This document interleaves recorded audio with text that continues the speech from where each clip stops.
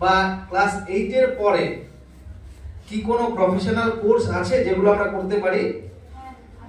আছে, কিন্তু আমরা সেগুলো বিষয়ে খুব একটা আমাদের অনেকেরই ধারণা নেই, ঠিক আছে? সেটা বলার জন্যই আমি আজকে এসেছি।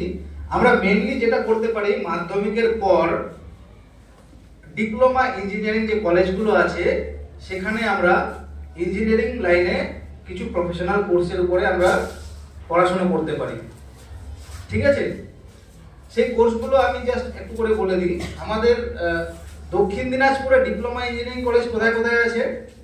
হিলিতে আছে, গঙ্গারামপুরে আছে। উত্তর দিনাজপুরে কোথায় আছে? ইটাহারে আছে, রায়গঞ্জে আছে, আর ইসলামপুরে আছে, ঠিক আছে? এখানে কি কি কোর্স পড়ানো হয়? এখানে মেইনলি যে কোর্সগুলো পড়ানো হয়, বিভিন্ন কলেজে বিভিন্ন কোর্স, কিন্তু টোটাল যদি আমরা দেখি কোর্সগুলো হতে পারে, মনে করো অটোমোবাইল ইঞ্জিনিয়ারিং কোর্স, ঠিক আছে? এখানে কি পড়ানো হয়? এখানে গাড়ির বিষয়ে পড়ানো হয়। মনে করো আমরা যে গাড়ির যে স্টিয়ারিংটা ঘোরাই, সেটা সেই চাকাটাকে কিভাবে ঘোরাচ্ছে, ঠিক আছে? বা ধর গাড়ির চেসিসটা, কোন জিনিসটাকে চেসিস বলে, ঠিক আছে? বা গাড়ির ইঞ্জিনটা কিভাবে চলছে, এই বিষয়ে যারা পড়াশোনা করে যে লাইনে, সেটাকে বলা হয় অটোমোবাইল ইঞ্জিনিয়ারিং। বোঝা গেছে? এই লাইনে যদি তোমরা পড়াশোনা করো তাহলে তোমরা কোথায় চাকরি পেতে পারো? এই যে গাড়ির কোম্পানিগুলো দেখছো, Maruti Suzuki, Tata Motors, Mahindra, Ashok Leyland, এই কোম্পানিগুলোতে চাকরি পাওয়া যায়, ঠিক আছে? তারপরে আর কি লাইন আছে? Civil engineering. সিভিল ইঞ্জিনিয়ারিং লাইনটাতে কি? মনে করো এই যে বিমটা দেখছো, এই বিমটার একটা মাপ আছে তো, বা এর ভিতরে মনে করো 6টা বা 7টা যে কোনো একটা রড দেওয়া আছে। 6টা কেন দেওয়া হলো? দুটো দিলে কি হতো? বা এরকমই মোটা বা এতটা ডেপথ কেন দেওয়া হলো, কম কেন দেওয়া হলো না, বা এর থেকে বেশি কেন দেওয়া হলো না? এগুলোর সবকিছু তো হিসেব আছে, তাই না? এখানে দেখো শেষের দিকে হঞ্চ করা আছে, সোজা নেই, ঠিক আছে? এই হঞ্চটা কেন দেওয়া হয়েছে? ওটা হঞ্চটা যদি না দেওয়া হতো তাহলে কি হতো? এগুলো যে লাইনে পড়াশোনা করানো হয় সেটা হচ্ছে সিভিল ইঞ্জিনিয়ারিং, ঠিক আছে? এখানে শুধু এটাই নয়, আরো মনে করো রাস্তা যে তৈরি হয় সেখানে কি কি ম্যাটেরিয়াল দেওয়া হয়, কি কি লেয়ার দেওয়া হয়, কত মোটা করা হয়। তারপরে ধরো আমরা যে জল খাই, গঙ্গা থেকে জলটা তুলে এনে কি কি ট্রিটমেন্ট করা হয়, তারপরে জলটা আসে আমাদের কাছে। এই জিনিসগুলো সিভিল ইঞ্জিনিয়ারিং এ পড়ানো হয়, ঠিক আছে? এরপরে আছে মেকানিক্যাল ইঞ্জিনিয়ারিং। মেকানিক্যাল ইঞ্জিনিয়ারিং যে মেশিনের ব্যাপারে পড়ানো হবে, ঠিক আছে? আইটি তে কি পড়ানো হয়? আমরা যে গেম খেলি মোবাইলে, বিভিন্ন সফটওয়্যার যে আছে সেগুলো কিভাবে ডেভেলপ করা হচ্ছে, সেগুলো আইটি তে পড়ানো হবে। আমি জাস্ট অল্প অল্প করে বলছি, ঠিক আছে? এরপরে আছে ফুড প্রসেসিং টেকনোলজি। আমরা যে বিস্কুট খাই, আচার খাই, জ্যাম খাই, এগুলো কিভাবে তৈরি করা হচ্ছে, কিভাবে প্রসেসিং হয়, এগুলো সেটা পড়ানো হয় ফুড প্রসেসিং টেকনোলজি নামে একটা ডিপার্টমেন্টে, সাবজেক্ট, ঠিক আছে?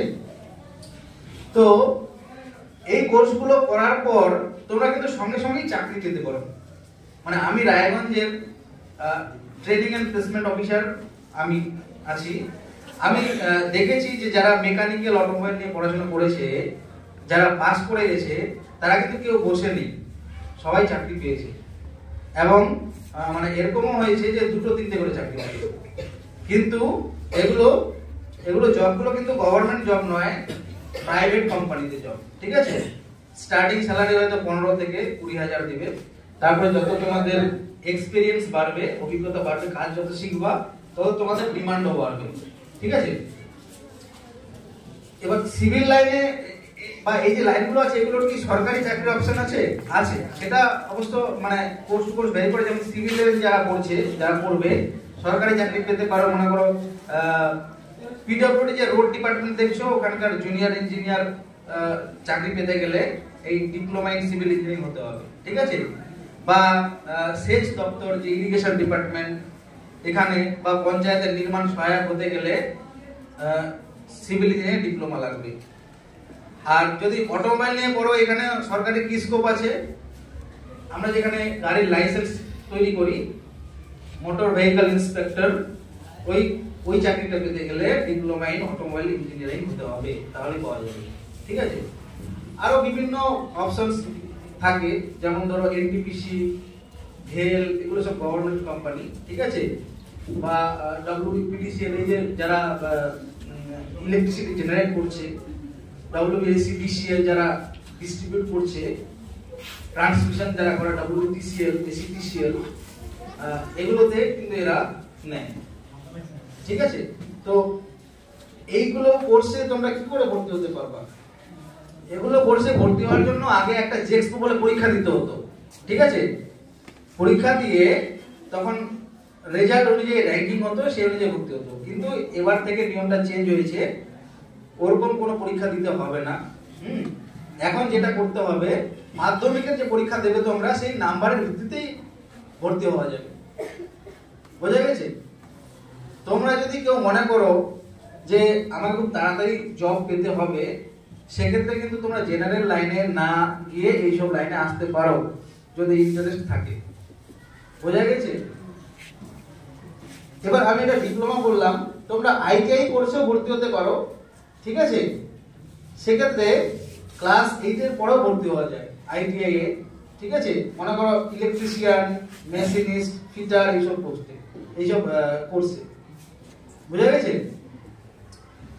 এবার আমাদের যে ডিপ্লোমা কোর্সটা, এটা হচ্ছে 3 বছরের কোর্স, 3 বছর পড়তে হবে। ঠিক আছে, এবার তোমরা যদি তোমরা এটা 2 বছরেও কমপ্লিট করতে পারো, মানে ডাইরেক্টলি গিয়ে সেকেন্ড ইয়ারেও ভর্তি হতে পারো। কিভাবে সেকেন্ড ইয়ারে ভর্তি হওয়া যাবে? ITI যদি তোমরা কোর্সটা করো, ভোকেশনাল কোর্সটা, তাহলে তোমরা ডাইরেক্টলি কিন্তু সেকেন্ড ইয়ারে ভর্তি হতে পারবা। বা এখন অনেক স্কুলে HS ভোকেশনাল কোর্স হয়, ভোকেশনাল HS, সেটা যদি করো তাহলে ডাইরেক্টলি গিয়ে সেকেন্ড ইয়ারে ভর্তি হতে পারবে। ফার্স্ট ইয়ারটা করতে হবে। বুঝা গেছে? হ্যাঁ, এবার হ্যাঁ, তো এই কোর্সগুলো তোমরা দেখবা, যেটা ইন্টারেস্ট লাগছে সেটা তোমরা যেতে পারো। ঠিক আছে, আরো কি কি কোর্স আছে? আরো কোর্স আছে, যেমন ধরো মেডিকেল টেকনোলজিস্ট কোর্স। ঠিক আছে, মানে একটা নার্সিং হোম বা হসপিটালে ডাক্তার, নার্স ছাড়াও আরো কিছু লোক থাকে, টেকনিশিয়ান, যারা বিভিন্ন মেডিকেল ইকুইপমেন্ট গুলো চালায় বা দেখে। ঠিক আছে, তাদেরকে বলা হয় মেডিকেল টেকনোলজিস্ট। সেই কোর্সটাও এখানে আছে।